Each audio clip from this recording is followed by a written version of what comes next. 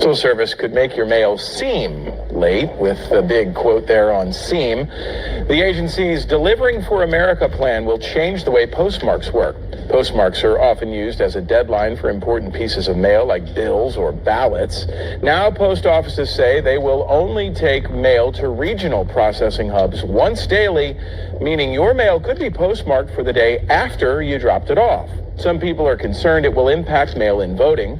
The agency advises going to a post office in person and delivering mail earlier could help avoid any issues you might face. The U.S. Postal Service says the date you drop mail into the mailbox may no longer be the date it's actually processed and postmarked. The Postal Service recently posted on its website saying, while we are not changing our postmarking practices, we have made adjustments to our transportation operations. The adjustment is part of the agency's 10-year plan to cut costs and restore profitability. Experts say it could have a big impact on people who pay bills, vote, or file their taxes through the mail. Well, you might end up in jail now because of the mail. I've been covering this story about the United States Postal Service for months, and every single week it gets more insane. Originally, somebody inside the United States Postal Service reached out to me with information they wanted to share but could not do publicly because they were afraid they would lose their job. And I promised to keep them anonymous, and I did. But since then, I have had thousands of messages from people. And this week, I learned that people are getting themselves in hot water with the courts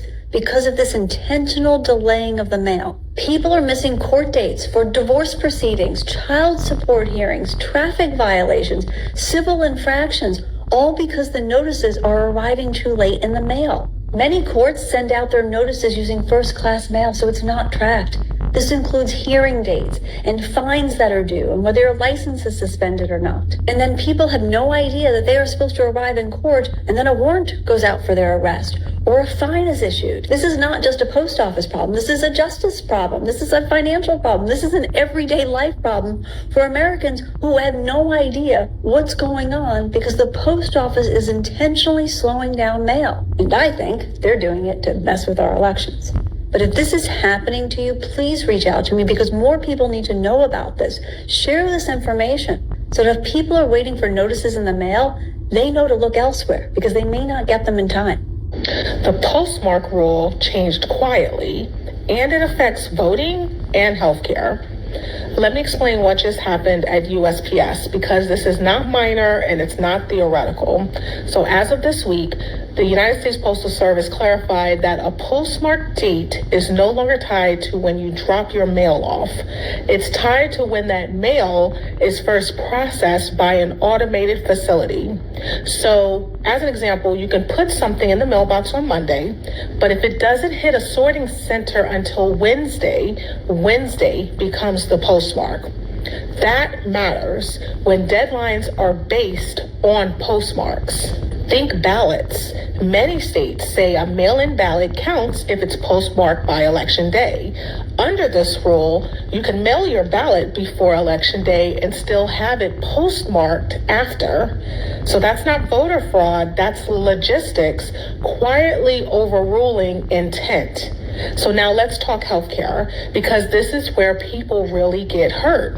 Healthcare runs on mail deadlines, appeals, prior authorizations, Medicare notices, prescription paperwork. If an appeal has to be postmarked by a certain date and USPS processes it days later, it looks late. So late appeals get denied. Denied appeals delay care. So in nursing and healthcare advocacy, timing is everything. And this rule shifts the risk from the institution back to the patient. The system didn't get faster, the rules just got tighter. So if you're mailing anything time sensitive now, ballots or healthcare documents, dropping it in a box is not enough. So this is what people need to do now. Mail earlier than you think you should. Go inside the post office for deadline mail. Ask for a manual postmark or receipt. Use certified mail for appeals and legal documents. And do not rely on blue mailboxes for last week deadlines. So this isn't panic, it's adjustment.